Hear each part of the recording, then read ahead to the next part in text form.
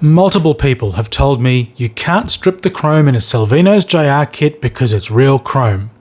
Well, let me tell you, you can, and this video shows how.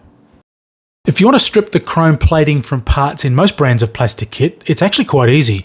There's a range of household cleaning products that will remove it in a matter of minutes. There's a link to a video about that at the end. But the Salvinos chrome is different. Now I'm going to show you what I did, but it's your call whether you do this. The process involves handling acid, so there's a whole raft of safety issues you need to consider, such as ventilation, keeping it away from kids or pets, plus your own PPE. But that's all your responsibility, not mine. Don't shoot the messenger if you burn your lungs or spill acid on your pussy. This is the chrome tree from the Salvinos JR Buddy Baker Grey Ghost Oldsmobile kit. These are the bumper bars that don't get used in that build, so ideal for this demonstration. And this is the magic stuff. Well, it's not magic, it's science I don't really understand, but it works. Hydrochloric acid from the local hardware store. I don't know what the concentration needs to be for this to work, but this one is 320 gram per litre. It's dangerous, corrosive stuff with a pungent odour that fumes the air. I'm in a ventilated area wearing rubber gloves and eye protection. Don't do this inside your house.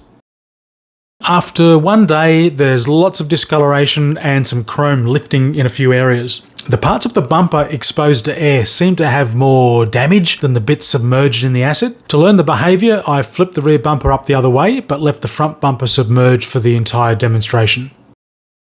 Day 2, there's a green layer on the top of the solution, and again, the areas that were exposed to air are doing better. So, because there was another 2 bumpers on the sprue, I clipped them off and placed them in a shallow layer of acid to see how they'd go. This is a plastic ice cream container lid propped on an angle to keep the solution on one side. Day 3, a little more progress on the parts in the glass jar, but the parts in the shallow bath have almost caught up in 24 hours.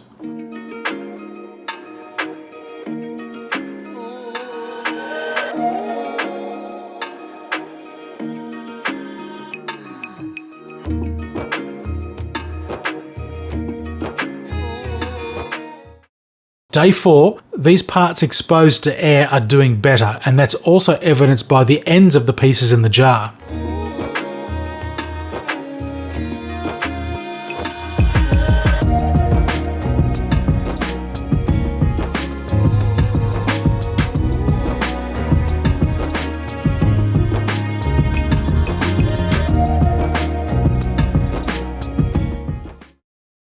Day 5, these ones are pretty much done.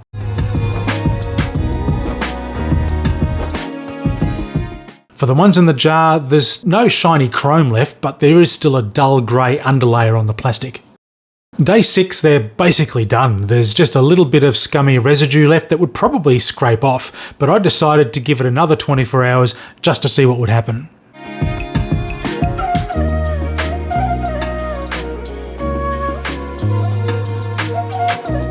And on day 7, there's no significant development. The chrome's long gone and the parts just need cleaning up. So they're removed and washed in water to neutralise the acid. And same with the acid. Lots of running water was added to neutralise it so it can be safely washed down the drain.